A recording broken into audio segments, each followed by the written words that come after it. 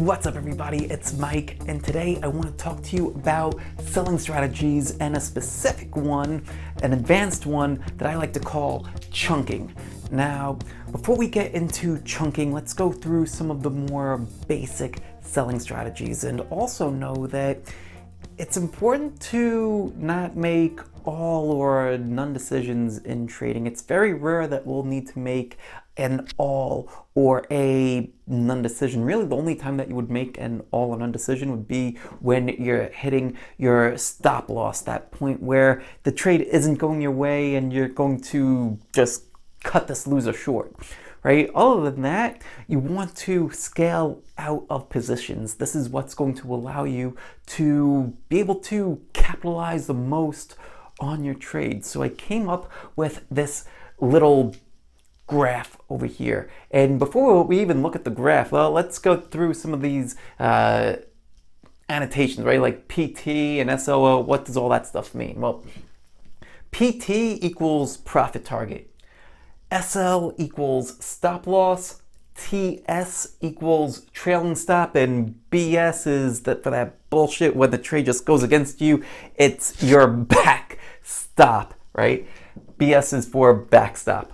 So let's say this is your trade, and let's say that you saw this little consolidation, that flat base or that flag, whatever you want to see it as, but let's say you're getting in right there. First place that you would set your stop loss then would be below price structure, right over here, right? And that little pink line, in case if you don't know that, that's a moving average. Pick whatever moving average you want. Let's call it that one. So you have this moving average moving up, and we're going to use that moving average as the trailing stop. The reason why I love to use moving averages as trailing stops is because they move right along with price. So you have an objective way to see if your price, if your trade still has the momentum that it had when you started out. So you come over here, and then around this area, you hit your first profit target. You made a multiple of what you risked, right? Like, so if you were to measure between this point and that point, roughly over there, right, somewhere in that neighborhood, is the first time that you made 1 times the amount that you risked. So you take a little bit off of there. We'll get into how much that should be, but you take a little bit off right there. Then price starts to come in, and you are below that moving average. You started to lose a little bit of momentum on that trade, and you have absolutely no clue what's going to happen from bar to bar to bar, right? Like you're just seeing like what's in the now, and on that bar, you closed below the moving average. So you take a little bit off as your trailing stop. Price recovers, breaks out again over here, and now you can raise that initial stop loss to somewhere over here, right? And that would be what is considered your backstop. Like if price broke out and then started to retrace, fell below that level, then that's how you would have your backstop. It's no longer moving up. It retraced back below where it should have had support based on price structure, and it's like, all right, enough, see you later. But price continues to move up, right? It hits another profit target. So you're at 2R as price moved up to there. So you take a little bit off, comes back in, closes below the moving average again, hits that trailing stop. And over here, right, it made a new floor. It broke out, it retested, broke out. And now that floor, you could raise your stop to that level, falls below it, and you're out of the rest of the position. And so that's how just to give you an idea of how each one of these types of exits can work. Now, a common question too is, well, how much of each should I use, right? And this is how where one of the market wizards, if you've read Jack Schwager's book Market Wizards, a fantastic book, definitely go check it out. But one of them in there, this guy Van Tharp, he's one of my favorite mentors. And one of the things that he starts to talk about is position sizing, and he even wrote an entire book called The Definitive Guide to Position Sizing. Highly recommended. It's a little thick, to be honest, but well worth your time. Anyway, one of the ideas in there is that our success or failure in the market has far less to do with where we actually get in and a lot more to do with how we position size and manage risk. So a way that we can manage risk better is to, when we're in the planning stage, right? And I just released a video about planning. If you haven't seen that yet, go back on the channel and watch that one. But when you're in the planning stage, this is where you want to come up with, well, how much of my position do I want to dedicate to my profit target? Do I want to dedicate 50% of it? Do I want to dedicate more or less?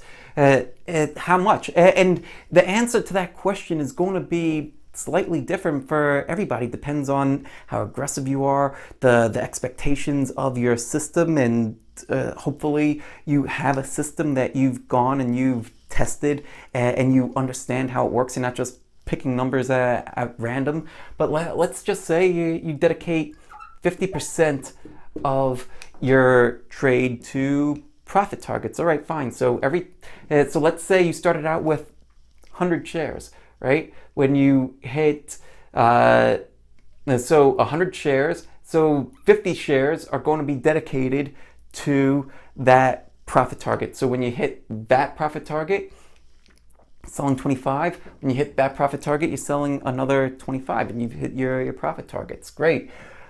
Your stop loss, that's the only time where if price fell back below this, that's the only time that you would be out of 100% of the position, right? Only time.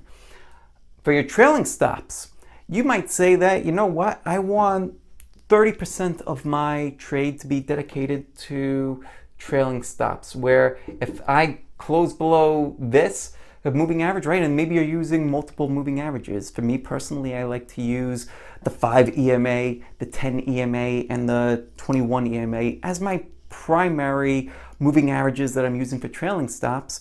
And so you might have 10% for each of those, right? In this case, you close below there, and let's just say you exited the whole 30%, or actually over here, right? So let's say you exited 15% there and 15% over there. Great.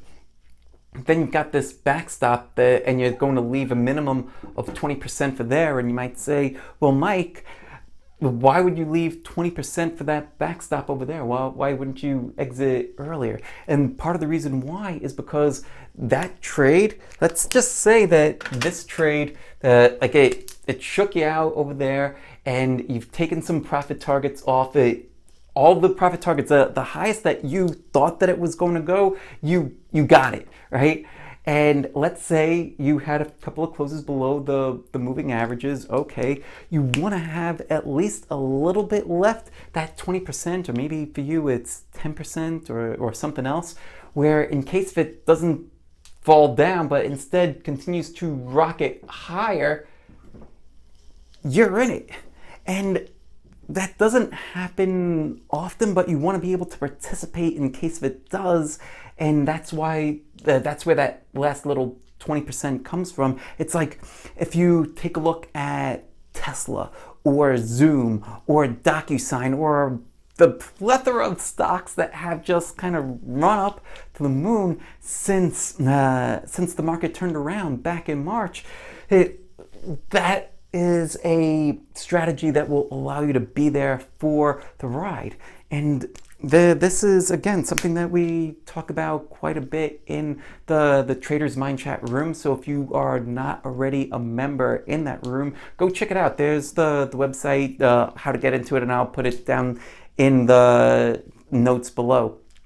But this is a solid strategy. This chunking strategy works, and it gives you a nice framework to be able to figure it out. You don't necessarily have to use these percentages. You could use it as a jumping off point, but I would encourage you to figure out those numbers and then use them consistently in your own systems. And if you want to run anything by me, great place to do that. Jump into the Traders Mindchat room and let's chat about it there. I want to say thank you so much for watching this video. I truly appreciate it. And if you have any questions or comments or anything at all, drop them down below. I read all of them.